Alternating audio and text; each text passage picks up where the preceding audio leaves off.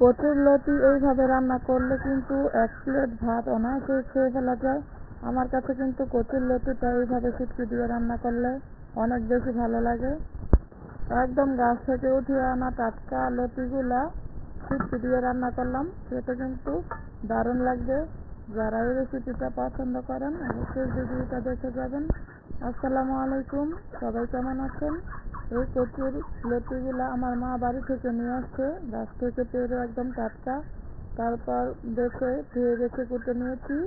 তো এগুলো একটু হালকা করে সিদ্ধ করে নিয়েছি, হালকা সিদ্ধ যাতে করে গলে না যায়। তো হালকা করে সিদ্ধ করলে কি হয়, লতিটা একটু আস্তে আস্তে থাকে, খেতে ভালো লাগে। তো আমি ভাত দিয়ে তারপর পানি থেকে পানি ঝরিয়ে নিয়েছি।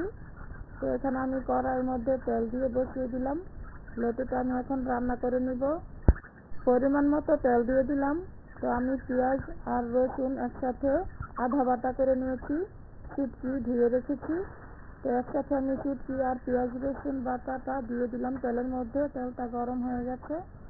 এখন আমি এই পেঁয়াজ রসুন আর শুটকিটাকে ভালো করে ভেজে নিচ্ছি তেলের মধ্যে।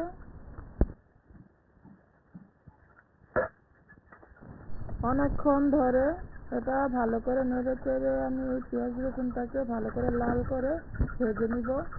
শুটকির তরকারিতে কষানোটা যদি ভালো না হয় তাহলে কিন্তু তরকারিটা খেতে একদমই ভালো লাগবে না।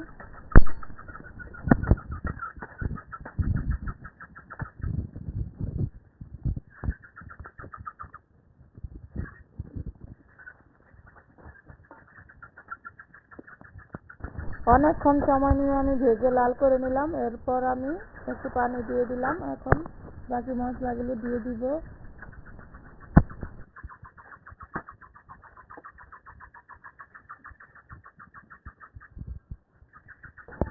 এখানে হলুদের গুঁড়া দিয়ে দিলাম 2 চামচ, মরিচ দিলাম পরিমাণ মতো।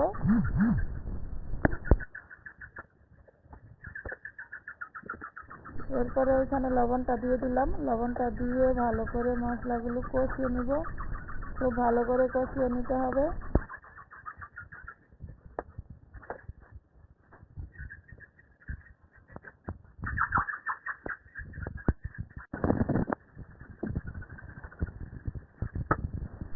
অনেকক্ষণ জাল দিয়ে তারপরে মশলাটাকে ভালো করে কষিয়ে নিলাম। দেখুন তেলটা উপর থেকে ভেসে গেছে।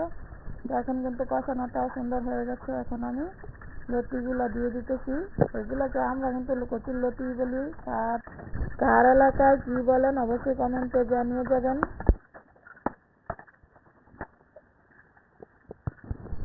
লতিটাকে দিয়ে তারপর অনেকক্ষণ ভালো করে নেড়ে চেড়ে মশলার সাথে মিশিয়ে নিলাম। এখন ঢাকনা দিয়ে ঢেকে দিব।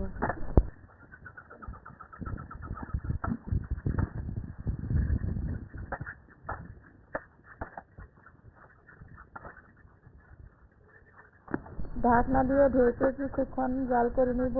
এর মধ্যে কিন্তু এই লতির মধ্যে পানি উঠে যাবে, এই পানি থেকে রান্না হয়ে যাবে। তো এর মধ্যে কিন্তু আমি কয়েকবারই ঢাকনা খুলে নেড়ে দিয়েছিলাম। তো এখন কিন্তু লতিটা একদম হয়ে গেছে।